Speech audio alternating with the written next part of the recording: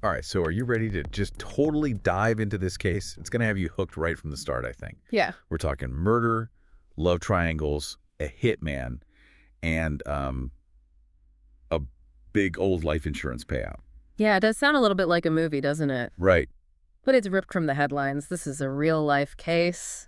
And what makes this one so interesting is how these seemingly ordinary lives, they can just take such a dark turn. Exactly. And we're going to unpack the whole thing together, all the twists and turns. We've got security footage to look at, a confession that gets completely flipped, and just a whole lot more. Yeah, and we'll examine like the psychology behind all the actions and, the steps that the investigators had to take to uncover the truth and, well, even the trial and how complex it all gets. So to set the scene, we're in Brownsville, Brooklyn, Okay. a neighborhood with, let's be honest, a bit of a reputation for crime, some gang activity. Right, and that's a big detail, the setting itself, right? It's a very important detail in this case. High crime rates, gangs, a sense of fear amongst the residents, all of this plays a role. Absolutely. So our victim, Omar Murray, he was a 37-year-old Jamaican immigrant, a hardworking iron worker, devoted family man. I mean, the guy really seemed to have it all going for him. Yeah, he really embodies that American dream, doesn't he? Dedicated to his family, worked hard to provide for them, seemed to be on the right track, and then this tragic end, it's all the more shocking because of that. Absolutely. He's shot 3 times in the chest in his own home Sunday afternoon. And it's his wife, Alicia. She's the one that makes the 911 call. Yeah, that 911 call is going to become a really key piece of evidence. She sounds distraught in it, terrified, but investigators, they're going to scrutinize like every word, every inflection, every little thing, looking for anything that might hint at a darker truth. Right. Initially, the focus on what seems obvious robbery gone wrong, Yeah. maybe a gang-related incident given the neighborhood. Yep. Of course, that's the natural starting point, right? The assumption is that Omar, seemingly innocent victim, was just in the wrong place at the wrong time. But here's where things start to get a little bit interesting. There were no shell casings at the crime scene, fingerprints everywhere, too many to really make sense of. But there is one thing that starts to offer a little glimmer of hope, and that's security footage from a nearby business. Ah, yes. This footage becomes a very important part of this case, right? It shows 2 men entering the Murray home just a little bit before Omar comes back home.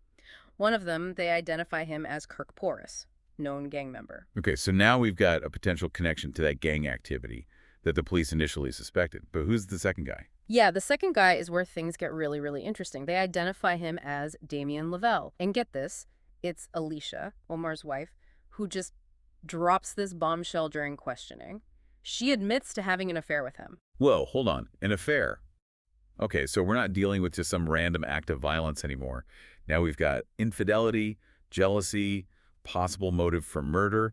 This just got a whole lot more complicated. Yeah, the whole trajectory of the investigation changes right then. It introduces this very real possibility of a crime of passion, a love triangle that turned deadly. Ah. Yeah. So the investigators, they're completely looking at this thing differently now. It's not like who did it anymore. It's more about why. What would make someone target this guy, seemingly happy family man, in his own home? Right, so the focus shifts to understanding the relationship, right? Alicia and Damian. What was going on there? Was it just a fling or was it something more, something, that could lead to this? And that's just what the investigators are trying to figure out, They start digging into Damian's past, his connection with Alicia, trying to figure out, what his motive could have been. And I'm guessing Damian, now that he's caught on camera and the affair's out in the open, he's not exactly keeping quiet about all this. Not really, no. At first, he denies having anything to do with Omar's murder, but then, they show him the footage, the evidence that puts him at the scene, and, well, he cracks. So he confesses. He does. Damian confesses to hiring Kirk Porras, that's the gang member from the security footage, to kill Omar. Wow, okay, so we've got our hitman and the guy who hired him. Case closed, right? Not so fast. Damian's confession, it throws kind of a curveball into things. He claims that Alicia manipulated him, that she was the brains behind the whole thing, that he was just, a love-struck pawn caught up in her deadly game. Wait, he's saying that Alicia put him up to it? That she planned her own husband's murder? That's exactly what he's saying. He says he was desperately in love with her, would do anything for her, even, take a life. Okay, so now we've got these 2 totally different stories, right? We've got Damian saying he was manipulated and Alicia at this point still saying she's innocent. How do investigators even begin to sort through all this? Well, they start looking for hard evidence, something that can prove or disprove what Damian's saying, and that's where those text messages come in. Right, the digital trail. You mentioned those earlier. What did they show? So remember how Omar left to go to the supermarket that afternoon? Well, just minutes after he leaves, Alicia sends a text to Damian. Okay, what does it say? It basically just confirms that Omar's gone. It doesn't outright say, like, go ahead with the plan, but it gives Damian a very important piece of information right at that moment. So it's not her directly ordering the hit, but the timing is definitely suspicious. Very suspicious. You combine that with what the text actually says, and it really seems like Alicia was in on it, keeping Damian updated on Omar's movements. It's getting creepier and creepier.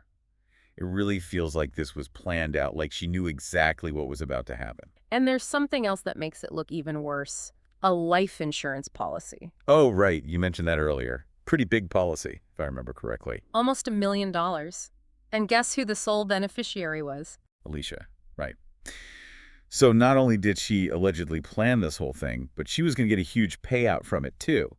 Talk about motive. It definitely makes you question her intentions, right? That money would have cleared all their debts, given her a fresh start. You see that a lot in these murder-for-profit cases. This is insane. It's like a movie plot or something.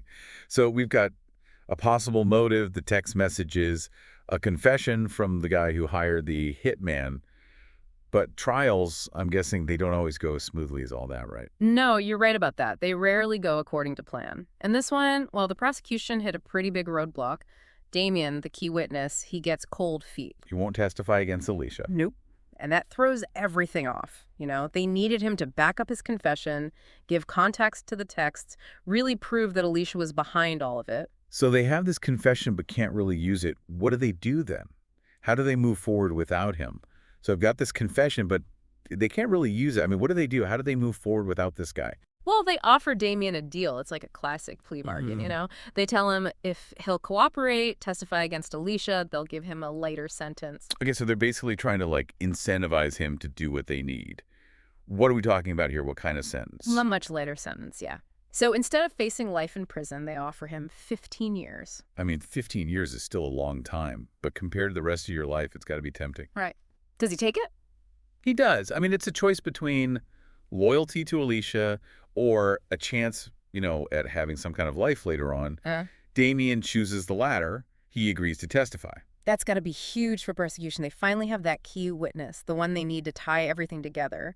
So what happens at the trial? Well, the trial starts in May 2017, so more than 4 years after Omar's murder.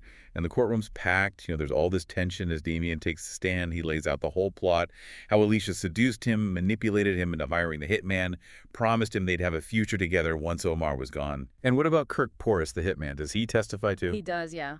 He backs up Damian's story, confirms that Damian hired him, and that Alicia knew all about it. So now the prosecution has Damian's testimony, confirmation from the hitman, those text messages, and the life insurance policy. I mean, all of it's pointing to Alicia. Seems like an open and shut case, right? It does, but Alicia, she maintains that she's innocent throughout the whole trial. And get this, she decides to testify in her own defense. Wow, that's a risky move. What's her defense? Does she just deny everything? Well, she admits to the affair with Damian, but she insists that it was just that, an affair. She says she never wanted Omar dead, that Damian is lying, you know, to save his own skin. She's basically saying she's the victim, that this is all just a vengeful ex-lover trying to frame her. So it's like, whose story is more believable? The heartbroken lover who was manipulated, or the scorned woman who wanted revenge? Right, and the jury has to figure all that out, weigh the evidence, decide who they believe is telling the truth. So what's the verdict? After only 2 hours, the jury comes back with a verdict. Guilty of first-degree murder. 2 hours. That's pretty quick. Sounds like they believe Damian and Kirk and all that evidence. A lot more than Alicia's story. They did, yeah. Alicia gets sentenced to life in prison, no chance of parole. Kirk Porras, the hitman, also gets a life sentence. And Damian, because of the deal, gets 15 years. So justice is served, but it's a tragedy all around. You know, Omar's life is cut short. His family has to deal with this awful loss. And 3 lives are just completely ruined by all this deceit and betrayal. It really shows you how quickly things can go bad, how greed and, well, lust and desperation can lead to choices that you just can't take back. This whole case has been wild. We started with what looked like a regular home invasion and ended up with this crazy story about love and betrayal and murder. Makes you think about how easily trust can be broken, how powerful manipulation can be, and how important it is to, I don't know, to see the warning signs in your own relationships. It really does. It reminds us that we don't always know the whole story, and that even the people closest to us can have secrets. Dark secrets. This has been a fascinating deep dive, and I bet our listeners have a lot to think about. Like always, share your thoughts with us. Let us know your theories on social media. Until next time, stay curious. And remember, sometimes truth is a lot stranger than fiction.